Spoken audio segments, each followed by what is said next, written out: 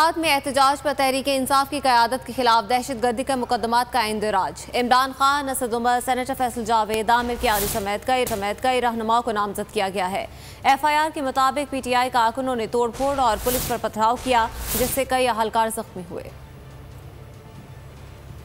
इमरान खान की नाअहली के खिलाफ एहतजाज, PTI की क़यादत और कारकुनों पर दहशतगर्दी के मुकदमात। इस्लामाबाद के थाने संगजानी में पुलिस की मुद्दियत में मुकदमा दर्ज किया गया, जिसमें दहशतगर्दी समेत 10 दफात शामिल हैं।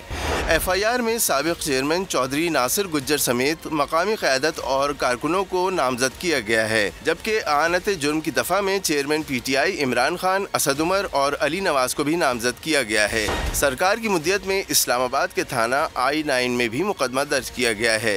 मुकदमा इंसदाद दहशतगर्दी और दूसरी दफात के तहत इस्लामाबाद की मकामी क़यादत के खिलाफ दर्ज किया गया।